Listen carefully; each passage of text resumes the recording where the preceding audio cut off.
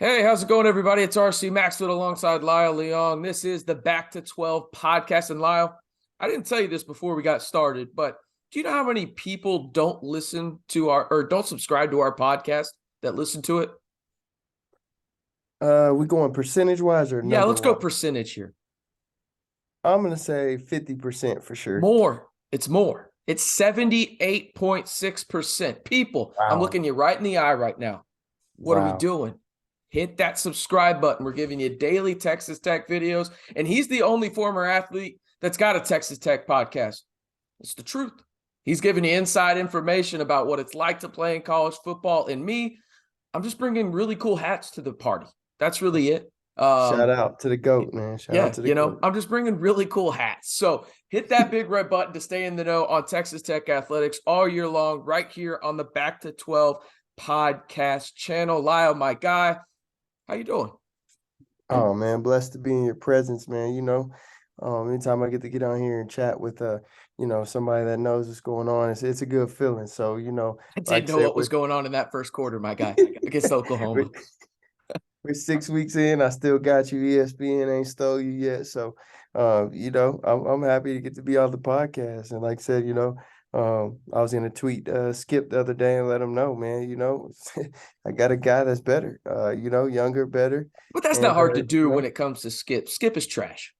yeah, but still, he got a I'll little take the clout. compliment, though. I'll take it. I told him, you were better with your mustache than him. And, now that you shaved it off, folks, he's back to himself. So you can't help but Babyface know this is assassin. going to be a great podcast. That man's looking like himself again. And, it's just an honor to be here with you, brother. Thank goodness I am looking like myself. I can actually look myself in the mirror and somewhat not feel bad about it. On today's podcast, we'll talk about Texas Tech, Oklahoma, and then we'll also just do a regular season review, kind of what we were right about, what we were wrong about. Trust me, I will eat crow when we talk about this Oklahoma game, especially after that first quarter. They had me in the first quarter, Lyle. I had them in the first quarter, but they had me the rest of the way. And let's start there, as I think it's safe to say, Lyle, that first quarter was the worst for a quarter of football Texas Tech played on any side of the ball. I thought they were just awful. Mainly the offense. And then I don't know if you texted Zach Kittley, you called him up in the headset, but you were like, hey, RC is talking mad shit about you on Twitter right now. What are you going to do about it? And he hung a 23 piece in the second quarter. And I've never had to eat crow that fast in my life, Lyle. But he shut me up, and Texas Tech goes 7-5 and wins in, I mean, really one of the most fun games that I've got to watch Texas Tech play in, because they actually won one of these shootouts. Typically, they're on the opposite end, right? They win and go 7-5. And again, Lyle, if I would have told you at the beginning of the year Texas Tech is going to go 7-5 in year one of Joey McGuire, you probably would have called me crazy in a lot of senses, in terms of, well, I don't see this going right. This didn't go right for them this year, but well, there's a will, there's a way, and Texas Tech ends up going 7-5. And the most important part, Lyle, is they finished fourth in the Big 12 outright after being picked ninth in the preseason. What are your just overall thoughts of this Oklahoma game? Because again, a lot of crow was eaten on my side of things. I can't lie. I've been waiting for this moment a long time. For all these folks and even you as my brother, man. Yep. I'm I part of couldn't it. I Put me in couldn't there. wait. We were listening to your space, man. I was quiet. I didn't chime in. I sat back and just listened. But Shout out to the 500 people in that space. That thing topped out at 503 at that's one freaking time. awesome. That is wild. Yeah, that's why I'm on here. No, there's nobody coming here to listen to me. They come to hear you, my brother. But overall, man, I think, like I said, people underestimate the things that Kit had to do to get to where it's going. Like I said, he had a great job. Like, this probably been one of Texas Tech's best defenses too. So I mean, it definitely has helped. I feel like honestly, if we had this defense in 2008, we win the national championship. maybe not win the national championship. Florida was freaking pretty stacked that year, but I Screw feel like Tim Tebow. Y'all win the national championship. I feel like we would have been in the national championship. So, I want to give credit to, Coach DeRuiter most definitely for the things that he did, but he also inherited a pretty dang good defense too. And I feel like Kit did not inherit a great offense. So I think it's a tale of two different tales in a sense of you're getting guys, like I said, you got a first round draft pick, possibly a top 15 pick. I want to say there's no one on offense that's going to be a top 15 pick. I don't even want to say there'd be a top 3 round pick on offense. So I don't I think think anybody the gets things drafted on that offense. yeah, so the things that Kit had to do, I think it was by far, I don't want to say greater because it's a team effort and all. And Coach Perry's an excellent special teams guy. So I mean he's always gonna have his stuff under control. But I think Kit, the things that he did, and I know you hate the run with the quarterback, but honestly, if we're not running, we don't finish off the game. So I just think like I said, I think that's a kind of a cheap way for those guys to get some yards because we're sending the running back out, option it, because obviously every time he's seeing that, and I see that at the high school level, the way teams play, there's one guy out there. If the quarterback can make the right decision, there's no one out there but that one guy on two. So I think that's a cheap way to get 2-3 yards to match up numbers for numbers. And I just felt like, that's one of the things he felt he needed to do to be successful, especially when it wasn't going well. That's a way to kind of change it up, get those guys flowing. Because, like I said, that's another thing with Shough. He's got to get time to get back in there. Everybody wanted him to come back and just get the flow. Like this is the highest level that you could be at college football, Power 5. So you're not going to come back in there after being out for 6 weeks and come in there and dice people up. He's got to get back in the groove of practice. He's got to get on the same page as the receivers and get that timing right. He's got to get on the same page with those linemen because it's very different. People don't understand. It's very different from quarterback to quarterback. From Graham Harrell to Seth Dagey to Graham Harrell to Taylor Potts.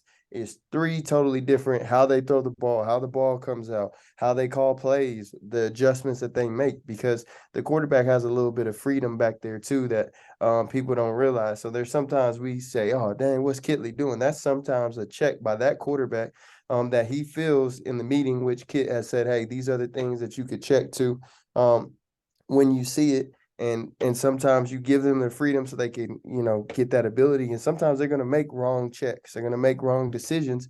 And it's always going to come back, and fall back on Kittley, the coordinator. And like I said, just to give a story, when I was with the Cowboys, Tony Romo, and awesome commentator. But the things that he says as a commentator, I witnessed live. I watched this man tell everybody what route to run, the lineman what protection, who's blitzing, what coverage they're in, what front, who's coming, all in a matter of 5 seconds.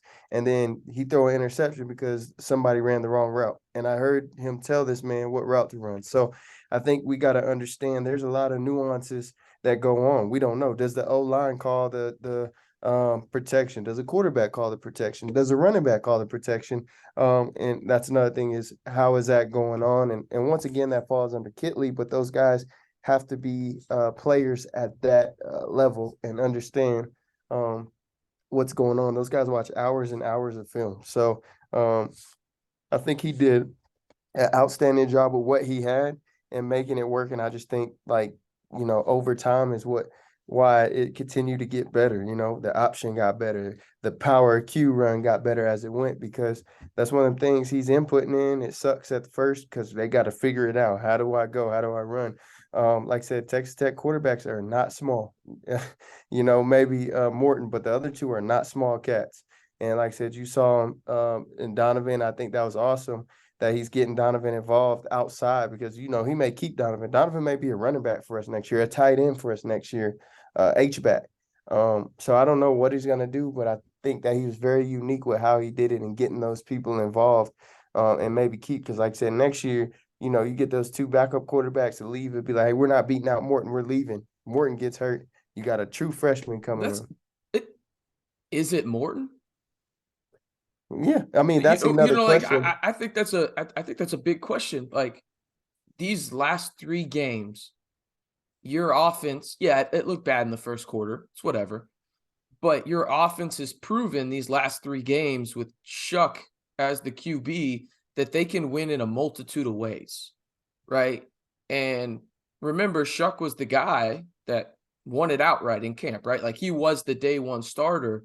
So I know I've said on this podcast a couple times where it's like, I don't see how it's not Morton, but I don't think anybody also saw Texas Tech finishing the way that they did this year, going 3-0. And Tyler Shough, did he look like a Heisman Trophy winner? No, but he went 3-0. And Lyle, I don't know if you know his record as a starter at Texas Tech, but Tyler Shough is 7-1 in the games he started at Texas Tech. The one game he lost was at UT when he got hurt and they got blown out 70-35. And they were, let's be real, even if he was in that game, they lose it. UT was just blowing him out.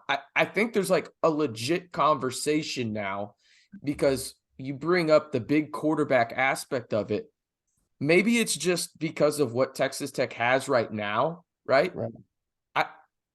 I'm almost to the point where a Donovan Smith, maybe a Tyler Shough could work better in a Zach Kittley offense because of some of the things, at least right now, with the pieces that you have. But I will say this is not a knock on Morton. Morton's a really talented quarterback. I don't think anybody's going to say otherwise.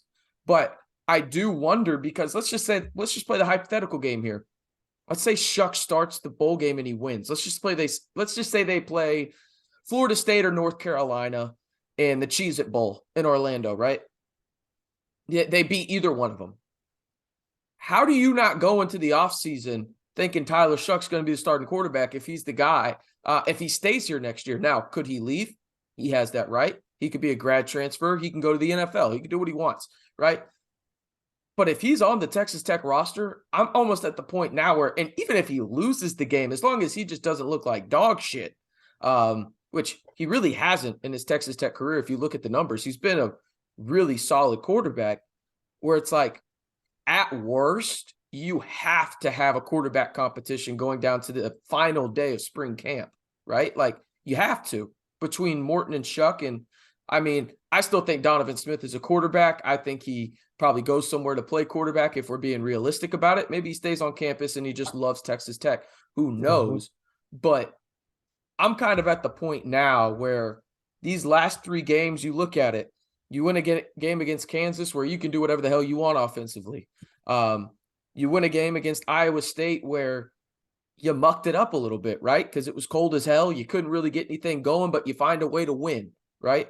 And then Oklahoma, you have the worst offensive quarter you've had all year. And then you flip a switch and you score 51 points in the final 45 minutes of game time. And Tyler Shough's your leader there, right? I'm kind of at the point, Lyle, and I know I'm backtracking a little bit here, where it's like, are we sure that Morton's the clear-cut guy? Because it's like, I put a poll out there. I don't know if you saw this. 3,000 people voted on it on Twitter. And it was 56% Morton. And I think it was 42% Shough. And then 2% for Donovan Smith. And in my mind, it's kind of like, hey, man, like, if Shough decides to stay, this should come down to the final day of spring practice. Shoot, maybe even in the fall camp. But I want to say spring practice because that allows a guy like Shough, if he loses the job, to go win another job elsewhere, which I think is the right thing to do for a guy of, his stature in terms of he's got 1 year left. Let him go try to play Power 5 football somewhere else. Yeah. No, I agree. But like I said, from the get-go, I told you from day one, my opinions on the quarterbacks. They're not different. I said it could be any one of those dudes. We won with Donovan. We won with Shough. We won with Morton. We won with all of them. And so I think we get so fixated on quarterback battles, we forget, like, the team just showed up to me. Like, granted, you have to have a good quarterback. The best teams in the NFL have the best quarterbacks every year. If you go to the Super Bowl, you usually have top quarterbacks. Unless there's Jimmy Garoppolo and just mighty handsome and you get there off your looks or something. Right, I don't know. Without a doubt. The dude is handsome, man. Yeah. Sorry to get side-railed. He's a good-looking dude. Yeah, my wife says it all the time. We can't watch Niners on Sunday. We got to click it off. And honestly, probably a responsible thing for you to do. Yeah, because she'll mess around and meet them. Then I take them out. They won't have no. You never want that accident to happen. You never know.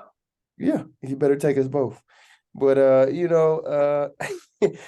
just think, like I said, it's just the team showed up, they gelled together, they got time to get it together. So I like I said, I think like I said, do I think we beat OU with Donovan? Maybe not. But do I think we win 6 games with Donovan? I honestly, truly do. I think, like I said, I think these guys showed up and finally, like I said, I still think the receiver play is horrible. But I think this is the best that it's been. Bradley had 8 catches for 175 yards. First time we've had somebody above everybody else. And then, we have Price. He had 6 catches. Martinez had 4 catches. You know what I'm saying? Number 19, the new 19, have 4 catches. So like I said, to me, that's a big deal on these guys showing up. Kit's gonna throw the ball a lot, and I think we threw it 51 times because we actually caught the ball. I think when you go back to games that we throw it 28 times because nobody can get open or catch the ball. Yeah.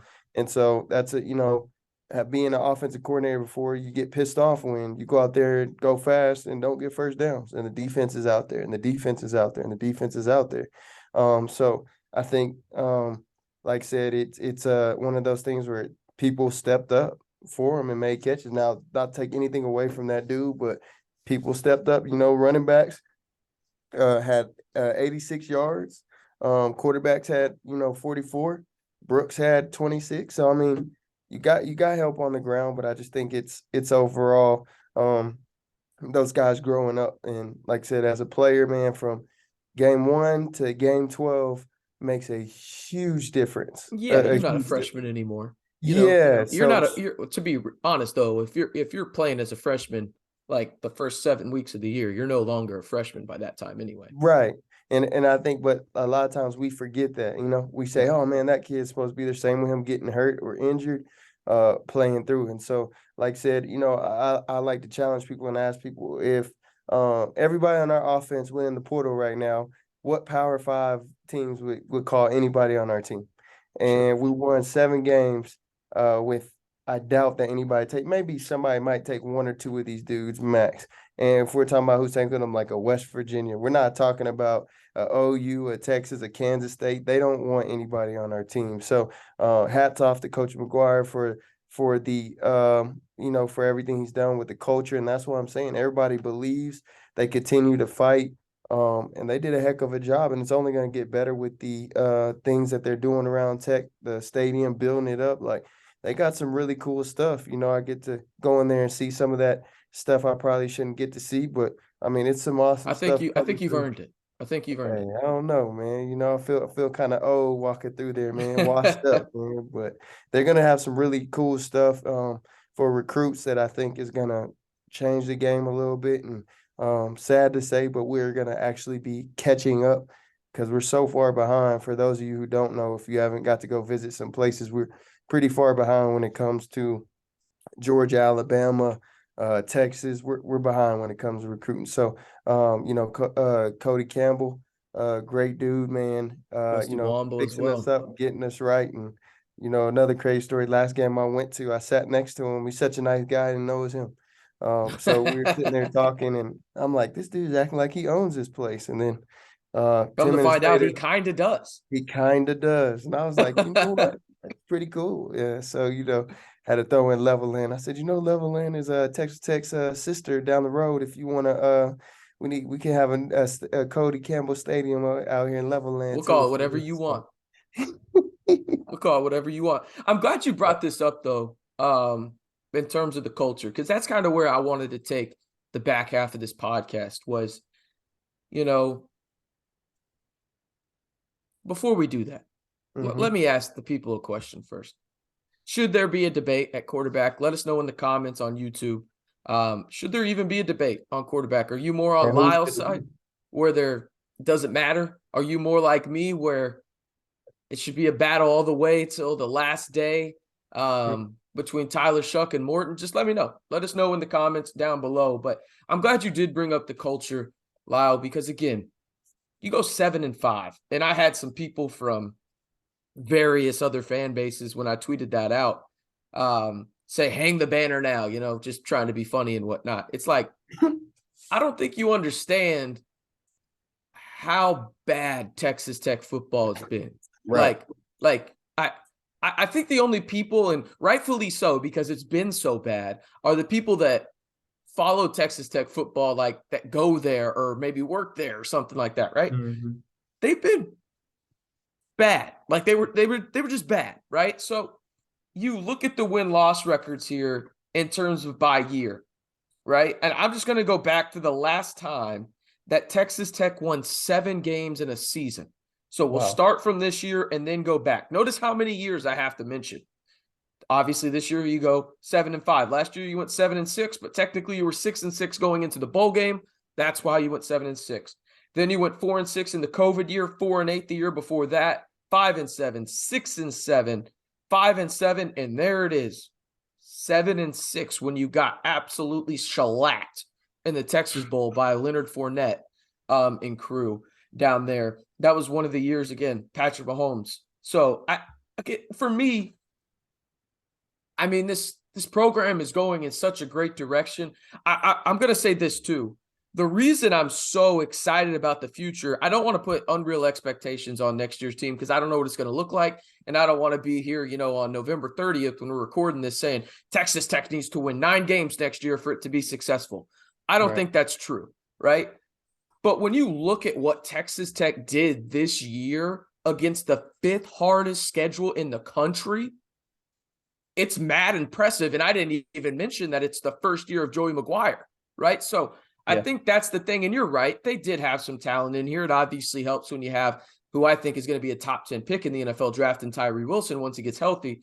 It helps to have guys like that. But still, let's face it, you weren't, the cupboard was not full when Joey McGuire got here. Was it better than some first-year head coaches? Obviously not the one in Fort Worth, who good for them, what they're doing. But in terms of what you typically get as a first-year head coach, yeah, it's not as bad. But when you look at what they've done, they've just, I'm in shock kind of in a way in terms of like, yeah, I get it. It's 7-5. You're not making the college football playoff. But in terms of what we've seen the past really what I go to 2015 since Patrick Mahomes was on campus. By the way, he's in his 6th year, and shout out to the Mahomes family having baby number 2. Dude, it literally feels like just a complete, it's not even a 180. It's a 540 type culture shock. Like you did a whole 360 and then you turned around halfway again. And you're like, holy crap. Like what just happened? Yeah, and like I said, that's not his. I can't say it enough. Those are not his kids.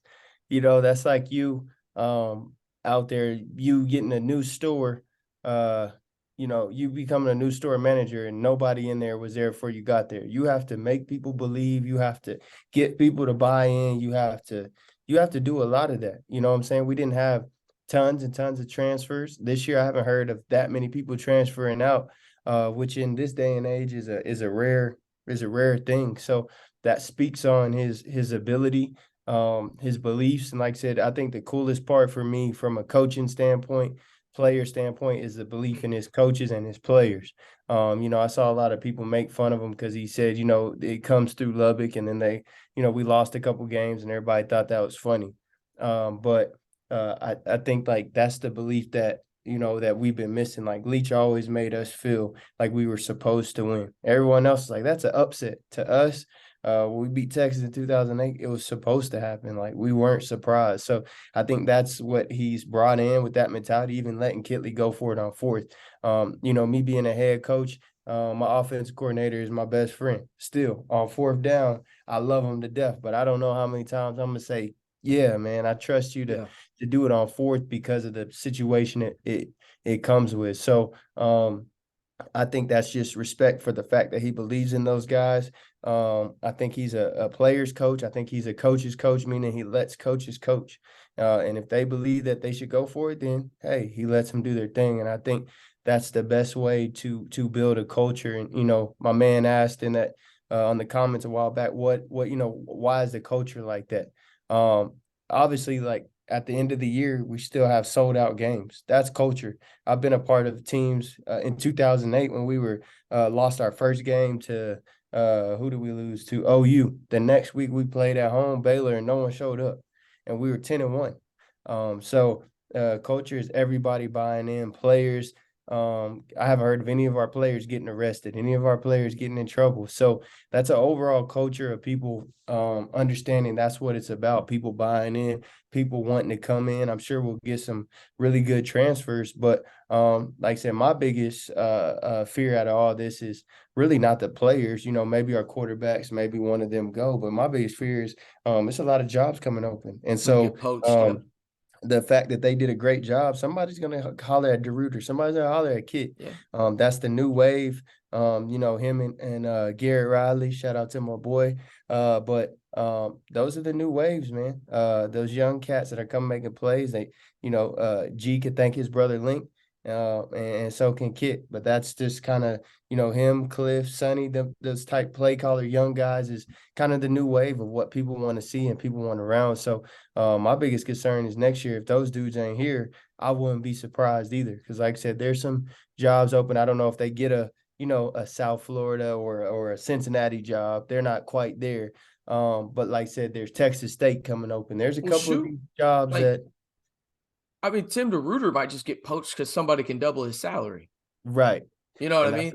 Somebody could do that. And I'm not saying Texas Tech wouldn't try and match it, but also who's to say he just does, who's to say that Texas Tech actually can, And just to put it in perspective, I'm not going to say a name, but one of my fellow brethren who's coaching makes $1 million as an offensive coordinator. So that gives you the stipulations of where they are. And he's not at a Power 5 school. He is at a Power 5 school, but not a top-notch Power 5 school. Yeah. So for you, those of you listening, that's where some of them are at. Like I said, I guarantee you, OU, Texas, those guys are making $1 million. And I don't know how much Kit makes, or DeRuiter, but I don't know if they're making over $1 million. And some of these other schools, that's what they're paying. So that's be my biggest concern on one of those dudes, like you said, getting poached.